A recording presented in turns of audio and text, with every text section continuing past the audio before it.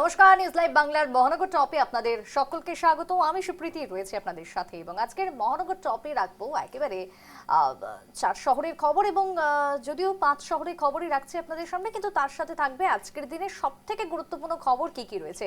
যেহেতু রাত পোহালেই স্বাধীনতা দিবস, তাই তার আগে নানান রকমের খবর নিয়ে আজকের মহানগর টপ। তাহলে শুরুটাই করব কলকাতাকে দিয়ে, তারপরে থাকবে গুয়াহাটির খবর, থাকবে আগরতলার খবর এবং একই সাথে শিলিগুড়ির খবরও রাখছি আজকের মহানগর টপে। কলকাতাকে দিয়ে যেহেতু শুরু করব এবং রাত পোহালি স্বাধীনতা দিবস, কিন্তু তার আগে কলকাতা শহরের যে চেনা রং বা যে চেনা ছবিটা ছিল, সেই ছবিটা যেন কোথাও গিয়ে বদলাতে শুরু করেছে। তবে সেটা শুধু যে স্বাধীনতা দিবস উপলক্ষে তা কিন্তু নয়, সেই রং বদল হচ্ছে সরকার পরিবর্তন বা পট পরিবর্তনের পর। 15ই আগস্টকে সামনে রেখে দেখা গেল যে শহর কলকাতা, সেখানকার রংটাই এবার পাল্টাচ্ছে, বদল হচ্ছে তিলোত্তমার সৌন্দর্যের দিকেও।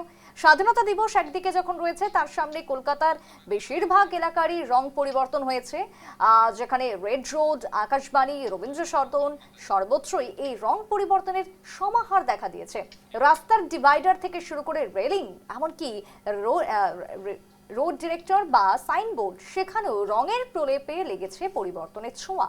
15ই আগস্টকে সামনে রেখে শহর কলকাতার রং বদলে যাচ্ছে তিলোত্তমার সৌন্দর্য। দেখতেই পাচ্ছেন, যে রেলিংগুলো এতদিন নীল এবং সাদা রঙে সজ্জিত থাকতো, সেই রেলিংগুলোই এখন হয়ে গেছে কমলা বা অরেঞ্জ এবং তার সাথে রয়েছে সাদা।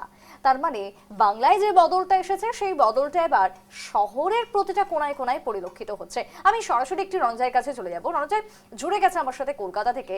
রঞ্জয়, এই যে শহরের রং পরিবর্তন, মানে যে কলকাতাকে আমরা নীল সাদা হিসেবেই দেখেছি বা চিনেছি, সেই কলকাতা ধীরে ধীরে কমলা সাদা বা গেরুয়া সাদা হয়ে যাচ্ছে। এই পরিবর্তনটা কি শুধুমাত্রই স্বাধীনতা দিবস, না এর পেছনে তুমি নবান্নের যে পরিবর্তনটা আমরা দেখলাম 3 মাস আগে, সেই পরিবর্তনটারও ইঙ্গিত দিচ্ছে? দেখো, 2026 সালের 4 মে 15 বছরের মমতা বন্দ্যোপাধ্যায়ের শাসন এবং তারপরে সেই শাসনের পরিবর্তন হয়ে সেখানে বিজেপি ক্ষমতায় এসেছে। বিপুল সংখ্যাগরিষ্ঠতা নিয়ে, ইউনিক মেজরিটি নিয়ে বিজেপি পশ্চিমবঙ্গে প্রথমবারের জন্য রাজ্য দখল করেছে এবং তারপরে আমরা দেখেছি নবান্ন সহ বিভিন্ন ক্ষেত্রে সরকারি জায়গায় যে রং, সেই রং কিন্তু অনেকটাই পরিবর্তন হয়েছে এবং সেই রং পরিবর্তন হচ্ছে। 15ই আগস্ট আর রাত পোহালেই 15ই আগস্ট। 15ই আগস্টকে সামনে রেখে শহর কলকাতা তিলোত্তমার কালার সিগনেচার চেঞ্জ হচ্ছে, বলা যেতে পারে সেটাই। এবং ইতিমধ্যেই রেড রোড, আকাশবাণী, মেও রোড, রবীন্দ্র সদন, হাওড়া, শিয়ালদার বিভিন্ন অংশে কিন্তু সেই রঙের প্রলেপ পরিবর্তন হয়েছে।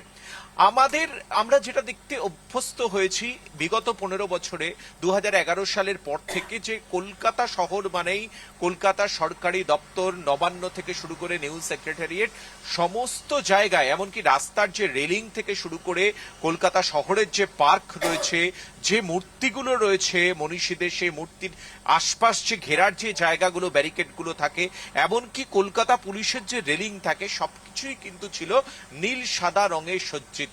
এবার কিন্তু সেই নীল সাদা রং পাল্টে গিয়ে সেখানে গেরুয়া সাদায় সজ্জিত হচ্ছে।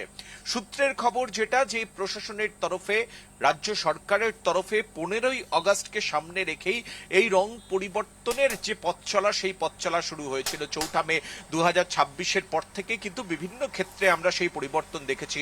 কখনো নবান্নের যে রঙের পোঁচ, সেই নবান্নে রঙের পোঁচ পরিবর্তন হয়েছে, সেখানে গেরুয়া রং হয়েছে এবং বিভিন্ন সরকারি দপ্তরে, শহর কলকাতা, সল্টলেক এবং রাজ্যের বিভিন্ন জায়গায়, বিভিন্ন পঞ্চায়েত বা জেলা পরিষদের ক্ষেত্রেও কিন্তু আমরা ধীরে ধীরে এই 3 মাসের মধ্যে রং পরিবর্তন আমরা দেখেছি নীল সাদা থেকে গেরুয়ায় পরিবর্তিত হতে।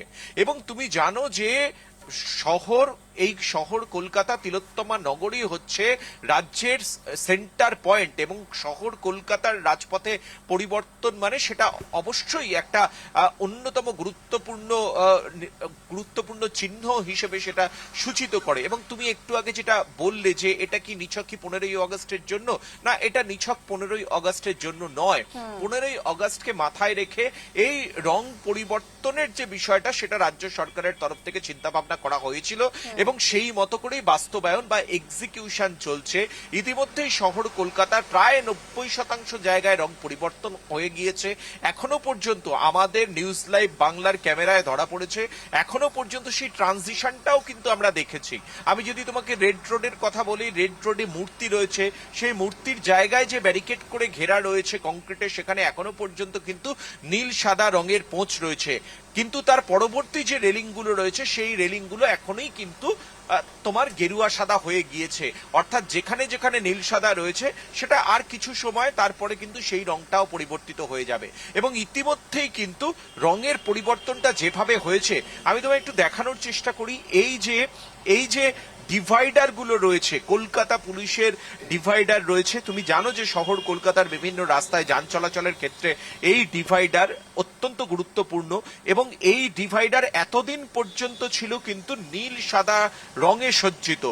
সেই জায়গায় ইতিমধ্যেই কিন্তু 15ই আগস্ট দেশের স্বাধীনতা দিবস, ইন্ডিপেন্ডেন্স ডেকে সামনে রেখে এই যে ডিভাইডার, সেই ডিভাইডারের রং কিন্তু কলকাতা পুলিশের এই ডিভাইডারের রং কিন্তু পরিবর্তিত হয়ে গিয়েছে। আমি তোমায় একটু দেখানোর চেষ্টা করছি বিধানসভার সামনের যে চিত্রটা, বিধানসভার সামনের যে শেডস থাকতো, সেই শেডস কিন্তু নীল সাদা রঙের শেডস থাকতো বিধানসভার সামনে, সেই শেডস কিন্তু ইতিমধ্যেই কিন্তু পরিবর্তিত হয়ে গিয়েছে। গেরুয়া সাদায় বিধানসভার এই শেডস তৈরি হয়েছে এবং আমরা দেখা যাচ্ছে যে স্বাধীনতা দিবসের জন্য সেজেছে রাজ্য বিধানসভা এবং এই বিধানসভায় গেরুয়া সাদা সবুজ অর্থাৎ আমাদের যে জাতীয় পতাকার রঙেই কিন্তু সজ্জিত হয়েছে বিধানসভা চত্বর। আর এভাবেই কিন্তু রং পরিবর্তন, কলকাতার কালার সিগনেচার কিন্তু পরিবর্তিত হয়ে যাচ্ছে। 2026-এর 4 মে সরকার পরিবর্তনের সঙ্গে সঙ্গেই কিন্তু এই রঙের যে প্রলেপ, সেই রঙের প্রলেপে পরিবর্তন আসতে শুরু করেছিল এবং 15ই আগস্টের মধ্যেই কিন্তু সেই পরিবর্তন, রঙের পরিবর্তন কিন্তু প্রায় 90% ইতিমধ্যেই সম্পন্ন হয়ে গিয়েছে। যদি তুমি ইতিহাসের দিকে তাকাও, রাজনৈতিক পালাবদল, রাজনৈতিক প্রেক্ষাপট পরিবর্তনের সঙ্গে সঙ্গে শহর কলকাতার এবং রাজ্যের বিভিন্ন অংশে রং পরিবর্তিত হয়েছে।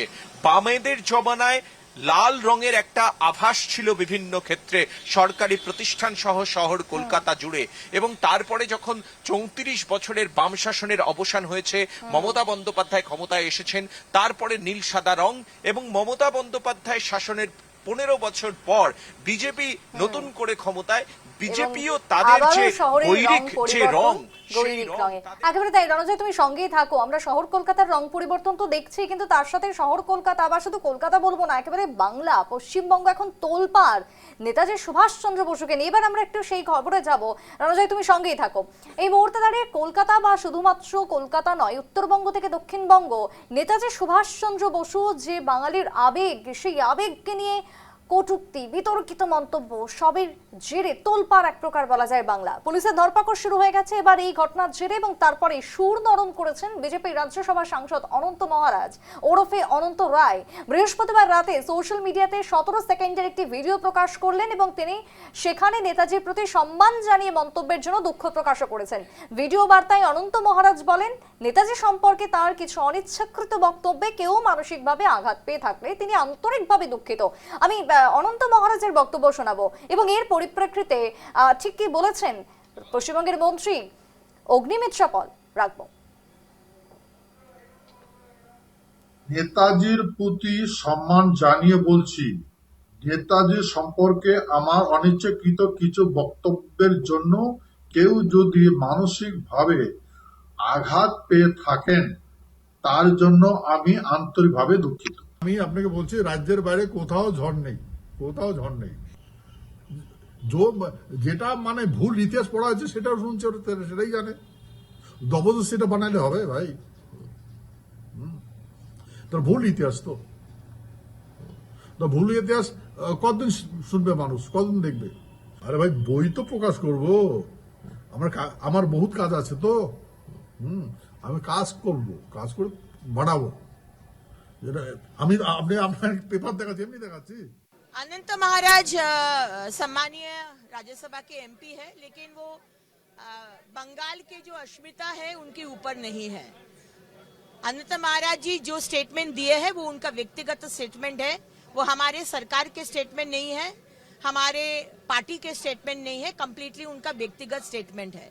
और व्यक्तिगत स्टेटमेंट भी नेताजी सुभाष चंद्र बोस, जिसके लिए हम लोग को आजादी मिला है, जो हमारे देश के एक्चुअल फर्स्ट प्राइम मिनिस्टर। সরাসরি চলে যাবো আবারও রণজয়ের কাছে যাবো। রণজয়, এই যে অনন্ত মহারাজের যে বক্তব্য গত 8 অগস্টের, এবং তারপরে হচ্ছে তোলপাড়, কারণ নেতাজি সুভাষচন্দ্র বসু তাকে আমরা আমাদের গর্ব, আমাদের আবেগ প্রত্যেকটা ভারতবাসীর ক্ষেত্রে, সেই নেতাজি সুভাষচন্দ্র বসুকে নিয়ে এরকম মন্তব্য, এবং তার পরিপ্রেক্ষিতে বর্তমানে রাজনৈতিক আবহ ঠিক কতটা জোরালো হলো? দেখো, নেতাজি সুভাষচন্দ্র বসুকে নিয়ে লাগাতার ভাবে অবমাননাকর মন্তব্য করে গিয়েছেন কোচবিহারের অনন্ত মহারাজ, এবং দীর্ঘ সময় তার যে দল, সেই দল কিন্তু সেই বিষয়ে তারা অবজার্ভ করছিল। এবং আমরা যেটা দেখলাম, এর আগে 48 ঘন্টা আগে মুখ্যমন্ত্রী শুভেন্দু অধিকারী নেতাজির নামে প্রত্যেকটা কনস্টিটিউয়েন্সিতে সেবা কেন্দ্র খুলে দিলেন, এবং সেখানে তিনি কম্পালসারি করলেন যে নেতাজির ছবি দেওয়া হবে এই বিধানসভা থেকে, যেখানে ধুতি পাঞ্জাবি পরিহিত আমাদের দেশনায়ক, দেশপ্রেমিক নেতাজি সুভাষচন্দ্র বসুর ছবি পৌঁছে যাবে প্রত্যেকটা বিধায়কের কাছে, প্রত্যেকটা কনস্টিটিউয়েন্সিতে। এবং সেই ছবিকে নিয়ে যারা সেবা দিতে যাবেন নেতাজি সুভাষচন্দ্র বসুর নামে, তারাই কিন্তু আর্থিক ভাতা, আর্থিক সুবিধা 30,000 টাকা করে পাবেন। সেদিন রাত্রির বেলাতেই আমরা দেখলাম নবান্নে গিয়ে মুখ্যমন্ত্রী শুভেন্দু অধিকারী তিনি পরিষ্কারভাবে কিন্তু চূড়ান্তভাবে নেতাজিকে নিয়ে যে অবমাননাকর মন্তব্য হচ্ছে সোশ্যাল নেটওয়ার্কিং সাইটে, সেই জায়গায় সাইবার ক্রাইমকে নির্দেশ দিয়েছেন যে কঠিন কঠোর ব্যবস্থা নিতে। এমনকি তার দলেরই যে সাংসদ, রাজ্যসভার সাংসদ, যাকে নিয়ে এই বিতর্ক এই মুহূর্তে তুঙ্গে, নেতাজি শুধুমাত্র ভারতবর্ষের নয়, সারা বিশ্বের, আন্তর্জাতিক বিশ্বের কাছে ভারতবর্ষের স্বাধীনতা নিয়ে আসার জন্য নেতাজি সুপ্রতিষ্ঠিত আন্তর্জাতিক বিশ্বের কাছে তিনি বাঙালি সন্তান। আমাদের প্রত্যেকটা বাঙালির কাছে যেরকম গর্বের দেশপ্রেমিক নেতাজি সুভাষচন্দ্র বসু, সেরকম প্রত্যেকটা ভারতবাসীর কাছে। এবং এখানেই মাস্টারস্ট্রোক দিলেন মুখ্যমন্ত্রী শুভেন্দু অধিকারী, আইন সকলের জন্য সমান। অর্থাৎ এখান থেকে তিনি পরোক্ষে বুঝিয়ে দিলেন, সাংসদ থেকে শুরু করে যেই ধরনের, যেই লেভেলের জনপ্রতিনিধি হোক না কেন, তিনি যদি এরকম নেতাজি সম্পর্কে যদি বেফাঁস অবমাননাকর মন্তব্য করেন, তাহলে তিনিও কিন্তু আইনের সীমারেখার মধ্যেই তাকে থাকতে হবে, এবং উপযুক্ত কঠিন কঠোর ব্যবস্থা পদক্ষেপ নেওয়া হতে পারে তার বিরুদ্ধে। এবং এই বক্তব্যের পরে আমরা গতকাল যেটা দেখলাম, সরকারের দেওয়া যে খেতাব ছিল, মুখ্যমন্ত্রী মমতা বন্দ্যোপাধ্যায় তিনি দিয়েছিলেন যে সম্মান, তিনি দিয়েছিলেন বঙ্গবিভূষণ, সেই সম্মান কিন্তু তার থেকে কেড়ে নিল শুভেন্দু অধিকারীর সরকার। গতকাল বিকেল বেলাতেই কিন্তু নবান্ন থেকে রীতিমতো নোটিফিকেশন, বিজ্ঞপ্তি জারি করে তার এই রাজ্য সরকারের যে সর্বোচ্চ সম্মান ছিল, সেই সম্মান কেড়ে নেওয়া হলো। তারপরেই আমরা যে বিষয়টা দেখলাম, 17 সেকেন্ডের একটি ভিডিও আমরা এক্ষুনি দেখলাম, আমাদের নিউজ লাইভের দর্শকরা দেখলেন যে সেখানে তিনি অনেকটাই, তিনি যেভাবে নেতাজির অসম্মান করেছেন অনন্ত মহারাজ, তিনি বললেন যে তিনি ভুল স্বীকার করলেন একদিকে, কিন্তু সেক্ষেত্রে কিন্তু যে বিষয়টা দেখা হলো, তার ভুল স্বীকারের মধ্যেই কিন্তু রাজ্য সরকার থেমে থাকেনি, তার বিরুদ্ধে কোচবিহারে এফআইআর হয়েছে। অর্থাৎ যে কোনো মুহূর্তে কিন্তু কঠিন কঠোর পদক্ষেপ হতে পারে অনন্ত মহারাজের বিরুদ্ধে।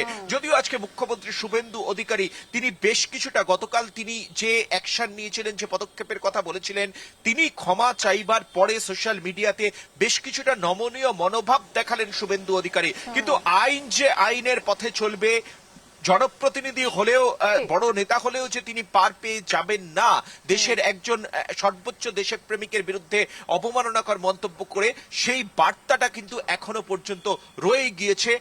তৃণমূল কংগ্রেসের তরফ থেকে কুণাল ঘোষ দাবি করেছেন তার সাংসদ পদ প্রত্যাহারের, এবং সেই সঙ্গে ইমিডিয়েট তাকে যাতে গ্রেফতার করা হয় তার দাবি করেছেন। এমনকি তার দল থেকে যাতে তাকে বহিষ্কার করা হয়, এক্সপেল করা হয়, তৃণমূল কংগ্রেসের তরফে কিন্তু দাবি জানানো হয়েছে অনন্ত মহারাজের নেতাজি সুভাষচন্দ্র বসুকে নিয়ে এই অবমাননাকর মন্তব্যের জন্য। বেশ রণজয়, ধন্যবাদ তোমায়। শিলিগুড়িতে এবার কাজের চাপ বাড়ছে, তার সাথে বাড়ছে মানুষের ভিড়, কিন্তু সেই তুলনায় আদালতের পরিকাঠামো কতটা উপযুক্ত তা নিয়ে এবার প্রশ্ন তুললেন শিলিগুড়ি আদালতের আইনজীবীরা। কি প্রশ্ন না, তারা দাবি করছেন যে নতুন আদালত ভবন নির্মাণ এবং দীর্ঘদিনের যে পার্কিং সমস্যা রয়েছে সেই সমস্যা সমাধানে বহুতল পার্কিং ব্যবস্থা গড়ে তোলার দাবিতে তারা সরব রীতিমতো। শুক্রবার শিলিগুড়ি আদালত চত্বর পরিদর্শনে যান রাজ্যের আইন প্রতিমন্ত্রী বিরাজ বিশ্বাস এবং পর্যটন মন্ত্রী শঙ্কর ঘোষ। আদালত চত্বর ঘুরে দেখার সময় মন্ত্রীদের সামনে পরিকাঠামোগত সমস্যাগুলি তুলে ধরেন আইনজীবীরা। এক কথায় শিলিগুড়ি আদালতের পরিকাঠামো উন্নয়নের জোর, নতুন ভবন, বহুতল পার্কিং এর দাবিতে মন্ত্রীদের কাছে আইনজীবীদের আবেদন। আর এই নিয়ে কি বক্তব্য উঠে এসেছে প্রথমে শোনাবো শঙ্কর ঘোষ, তিনি কি বললেন, এবং তার পাশাপাশি অপর মন্ত্রী প্রতিমন্ত্রী তার কি বক্তব্য রাখবো। প্রথমত আমাদের আজকে আমি কোর্টে এসেছি, আমাদের রাজ্যের সর্বকনিষ্ঠ মন্ত্রী, আইনমন্ত্রী, তিনি শহরে এসেছেন গতকাল। বিরাজবাবুর সাথে আমার পরিচয় আগেই, আমাদের শহরেই ও এবিভিপির সাথে যুক্ত ছিল, তখন থেকেই আমি ওকে চিনি। ইতিমধ্যে আমি মাননীয় মুখ্যমন্ত্রী এবং আমাদের মাননীয় আইনমন্ত্রীর কাছে আমি 4টে বিষয় উপস্থাপিত করেছি। আমি চাই যে এক্ষেত্রে সবার সহযোগিতা চাইব, সবার সহযোগিতা চাইব। এক, আমরা চাই যে উত্তরবঙ্গের কোনো একটি জায়গায়, যেহেতু আমাদের সার্কিট বেঞ্চ হয়েছে, আমাদের একটা সেন্ট্রাল ল ইউনিভার্সিটি হোক। তো সেই ব্যাপারে ইতিমধ্যে আমি বিষয়টি রেখেছি। দ্বিতীয়ত হচ্ছে আমাদের এই কোর্টের বিল্ডিং, যখনই এসছে বিল্ডিং নিয়ে কথা উঠেছে, তো এখানকার যারা আইনজীবীরা আছেন তাদের মতামতটাকে মাথায় রেখে এই সমস্যার সমাধানটা হোক, সেটাও আমি বিরাজবাবু এবং মুখ্যমন্ত্রীর কাছে অনুরোধ রেখেছি। তৃতীয়ত হচ্ছে জিএসটি ট্রাইব্যুনাল, একটা নর্থ বেঙ্গল 3 থেকে 4 দশকে যেই রকমই পলিটিক্যাল পার্টিরা এসেছিল পাওয়ারে, তারা খালি শিলিগুড়ির আইনজীবীদের 3টে জিনিস দিয়েছিল: ধোঁয়া, ধুল আর ধোকা। এর বাইরে কিচ্ছু হয়নি। দীর্ঘদিন ধরে প্ল্যানটা পাস করা ছিল, এখনো পর্যন্ত পলিটিক্যাল উইলের জন্য প্ল্যানটা এখনো পর্যন্ত স্যাংশন বলতে গেলে বিল্ডিংটা হয়নি। ইভেন কি ফলকও লাগিয়ে দিয়েছিল, কিন্তু ফলকটাও গায়েব হয়ে গেছিল, আমি শুনলাম আইনজীবীদের কাছ থেকে। মাননীয় মন্ত্রী আমাকে দীর্ঘদিন ধরেই বলছিল বিষয়টা, আমি ওই জন্য চলে এসেছি কালকে দেখা করার জন্য, ইন্সপেক্ট করার জন্য।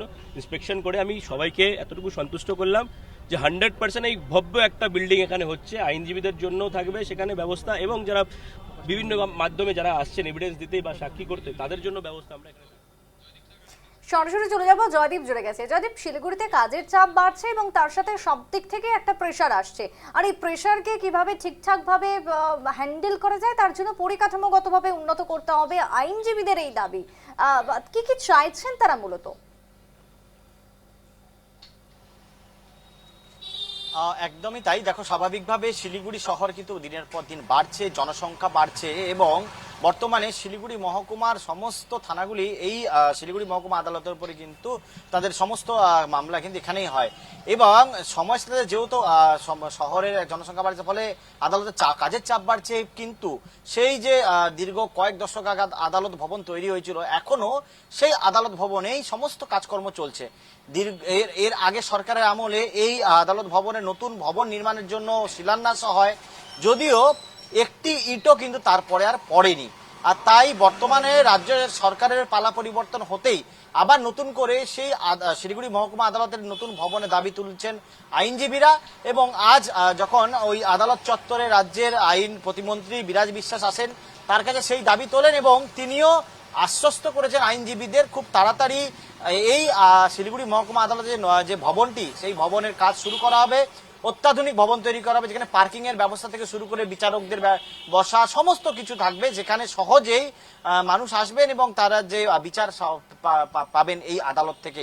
তবে দেখো, এই বর্তমানে যে আদালত রয়েছে সেই আদালত চত্বরে কিন্তু নানাবিধ সমস্যা রয়েছে, পার্কিং এর সমস্যা রয়েছে, ভবন দীর্ঘদিন ধরে বেহাল, যত্রতত্র ভঙ্গুর অবস্থা। তবে এই পরিস্থিতির মধ্যেই এই বিচার কাজ চলছে শিলিগুড়ি আদালত। তাই এখন আইনজীবীরা তাকিয়ে রয়েছেন আদতে নতুন সরকার তারা কবে এই শিলিগুড়ি আদালতের নতুন ভবন নির্মাণ করেন সেদিকেই। সুপ্রীতি, একেবারে তাই। জয়দীপ, ধন্যবাদ তোমায়।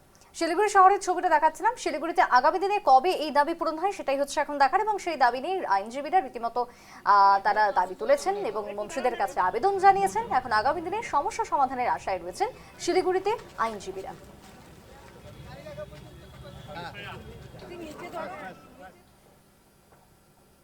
এবার একটু চলে যাব আগরতলার দিকে। আগরতলাতে চিকিৎসার জন্য আর বাইরে যেতে হবে না, অর্থাৎ আগরতলাতেই মিলে যাবে আধুনিক চক্ষু পরিষেবা।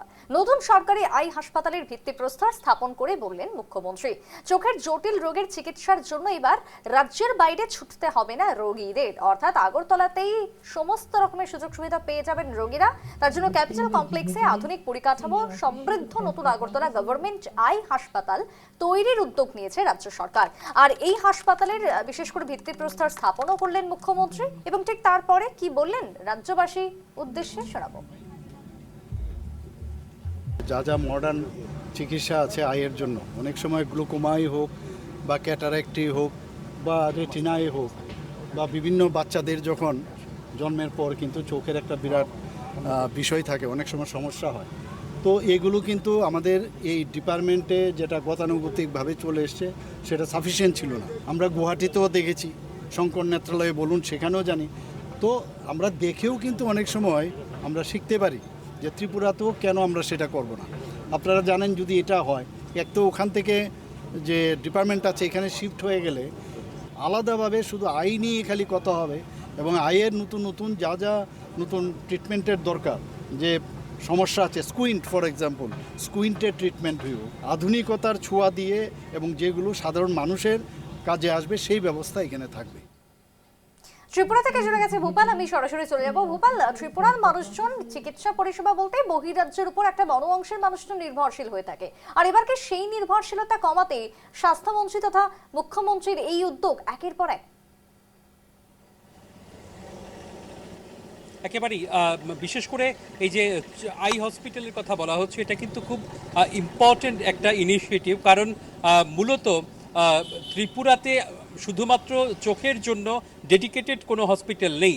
যেমনটা মুখ্যমন্ত্রী উল্লেখ করেছেন, আসামের শঙ্কর নেত্রালয়ের মতো আলাদা করে আইয়ে বা চোখের একটা ব্যবস্থা করা, চোখ আই হসপিটালের ব্যবস্থা করে, সেটা সরকারের একটা লক্ষ্য ছিল এবং বলা যেতে পারে স্বপ্ন ছিল।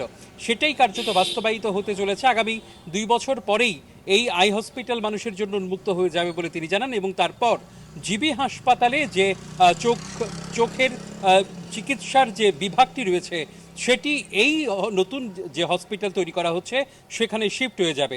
এতে করে জিবির উপর যেমন চাপ কমবে, তেমনি চোখের জন্য ডেডিকেটেড একটা হসপিটালের পরিষেবা রাজ্যবাসী নিতে পারবে।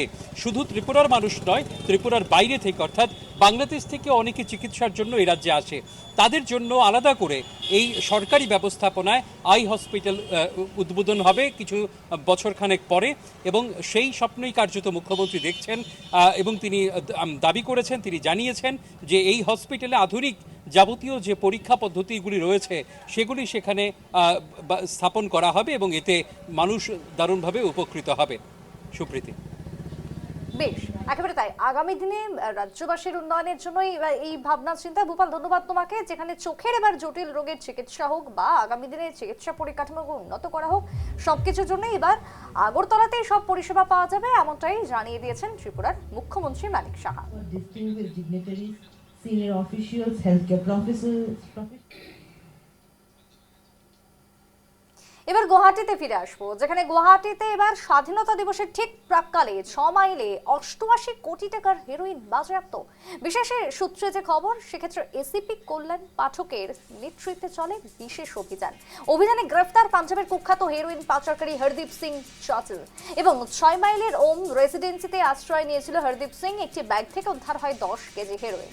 বাজেয়াপ্ত হেরোইনের আনুমানিক মূল্য হচ্ছে 88 কোটি টাকা। গত 24 ঘন্টাতে মহানগরে বাজেয়াপ্ত হয়েছে মোট 136 কোটি টাকার মাদক। ইম্ফল থেকে সরবরাহ করা 48 কোটি টাকার মাদক বাজেয়াপ্ত হয়েছিল গড়চুকে। গুয়াহাটির 6 মাইল, সেখানে 88 কোটি টাকার হেরোইন বাজেয়াপ্ত। গ্রেফতার পাঞ্জাবের কুখ্যাত হেরোইন পাচারকারী হরদীপ সিং চাচল। 6 মাইলে ওম রেসিডেন্সিতে আশ্রয় নিয়েছিল হরদীপ সিং, এবং ব্যাগ থেকে উদ্ধার হয়েছে 10 কেজি হেরোইন।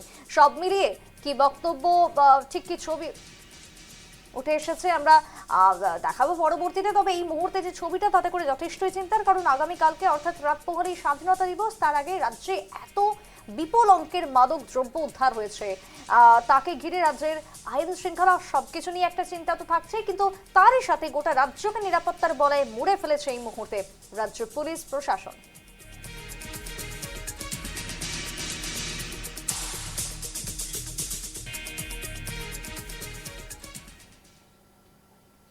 মহানগর টপ আজ শেষ করব এখানেই। পরবর্তী নিউজ আপডেটের জন্য নজর রাখুন নিউজ লাইভ বাংলার পর্দায়।